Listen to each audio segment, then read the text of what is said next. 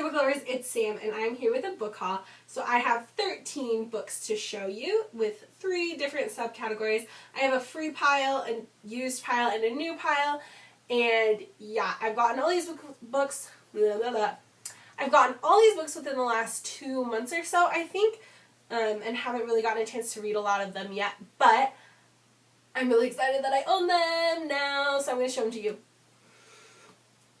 So my first section is my free section, and there's this table down the road from my house called the Free Exchange Table, and it's basically just like this place where people put stuff that they don't want anymore and anyone can take them, and it's basically my favorite thing in the world because I've gotten so many cool things from there, including a huge pile of books that I'm really excited about.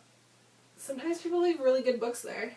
So the first one is The Naked Children by Daniel Fader, and I just found this the other day, and it's about like 3 kids who are who live in Washington D.C., and it's about like their public school system and how it says like it's one of their tips for survival is it's smart to play dumb. So I'm really interested in reading this and like reading about kind of the school system. I think this is in like the 70s or something. I don't actually remember. But I just think it seemed really interesting, so I went ahead and grabbed it. Next one is The Art of Racing in the Rain by Garth Stein. And I actually honestly have no idea what this is about. I know it's told from the point of view of a dog, which seems kind of cool. I don't know how that would be executed, so I'm really interested to read it. But I had heard this title a few times before, and then when I saw it at the free table, I just decided to grab it because it seems kind of interesting. That's how you say that word. The next one is The September Sisters by Marie Cantor. It doesn't have a book sleeve, and I actually didn't know at all what it was about when I grabbed it because it doesn't have the sleeve, but I liked the title. I thought the September Sisters just sounded cool.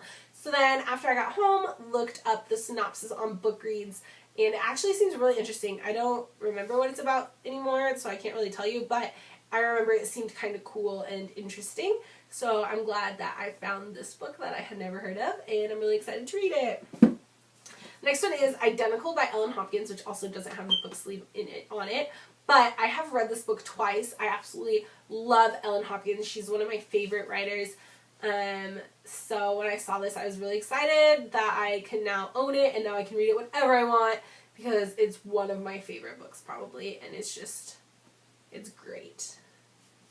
So yeah, Identical by Ellen Hopkins. And then we have The Last Book in the Universe by Rodman Philbrick, and this just seemed really interesting. It's about like a world where people don't read anymore, so yeah, I don't know, it just seemed like a cool little read, so I picked it up. And last but not least, we have Worst Case by James Patterson and Michael Ledwig. I have never read any James Patterson books, but he's a pretty well-known author, really well-known, so I'm gonna try it out and see if I like it, and this was free, so why not? That's my way of thinking. Yep. Okay.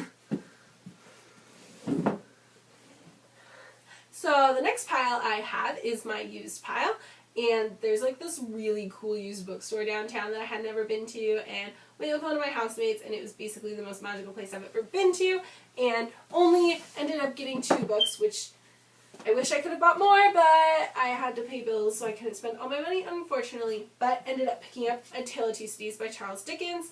I read like half of this book in high school before I ended up moving to another state, so I really liked it when I read the half. Oh my gosh, this has tiny print. Tiny print. But I really liked what I've read, so I'm really excited to finish this, especially because I actually have a scarf that has like passages from A Tale of Two Cities on it, and it's kind of embarrassing that I have never actually read A Tale of Two Cities, and I wear that scarf like all the time. So yeah, I'm gonna finish this. And the next one I got is Fateful Choices, 10 Decisions That Changed the World, 1940 to 41. This is by Ian Kershaw. And this just has like 10 major decisions that were made during World War II and how the leaders went about making those decisions and like how those decisions shaped history and shaped the war. And I am a giant history nerd. I just love history. World War II is so interesting to me, so I'm really excited to read this and kind of learn more about the thought process behind the decisions that were made throughout the war. It talks about like the Holocaust, it talks about the U.S.'s decision to join the war, just a bunch of really important points that happened in history, and I'm really excited that this is in my possession because I'm a history nerd. Speaking of being a history nerd, I found this book at Goodwill the other day and I love it. It's called Don't Know Much About History by Kenneth C. Davis. And it's just like basically telling you everything you learned in school is, not everything, but a good majority of the things they teach in school are not accurate. And this is just like, says on the back, it says, a book that not only fills in the gaps in historical knowledge, but is genuinely entertaining. So I'm really excited to do this, to read this and kind of get a more rounded knowledge of history. And yeah, like I said, history nerd, love it. Okay, and then that brings us to my last little section, which is my news section, and I broke down and bought 4 books brand new at Barnes & Noble's a few weeks ago. It's kind of a funny story. I was just hanging out with my housemates, and one of the girls I live with wanted to pick something up at Barnes & Noble's, and it was like 9:15-ish, exactly actually, it was 9:15. And we're like, okay, well, we'll go to Barnes & Noble's tomorrow. And then we found out that Barnes & Noble's doesn't close till 10 on weekdays. So, basically, everyone in my house quickly shoved ourselves into my housemate's car, and we all went to Barnes & Noble's right as they were closing, pretty much. And, yeah, that was a fun little adventure. I left with 4 books. But I only paid full price for one of them. The other 3 were on sale. So that is how I am justifying my spending lots of money at Barnes & Noble's. So, let's see.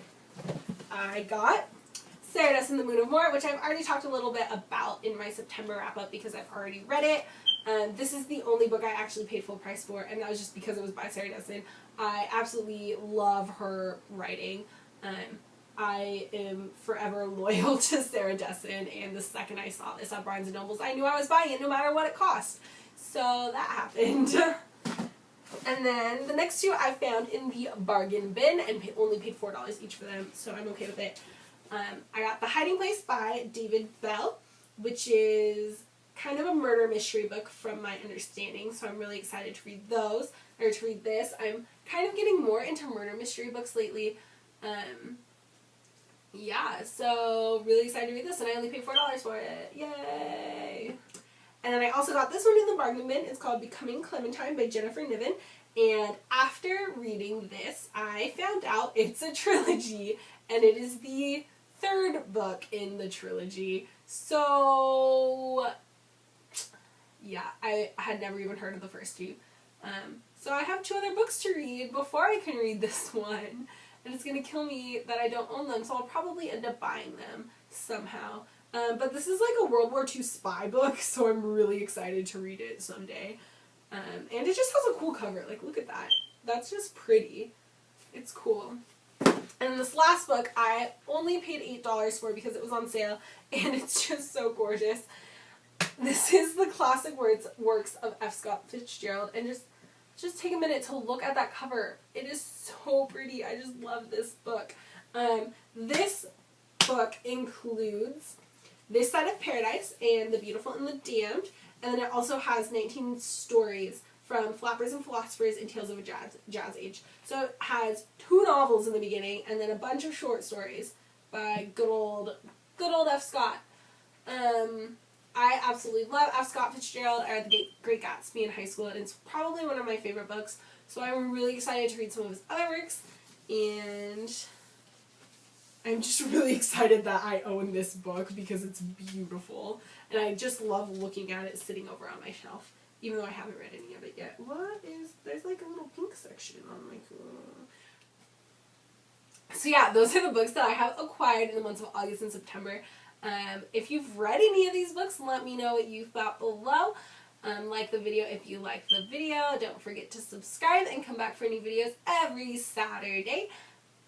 And follow me on Twitter and Goodreads. Bye.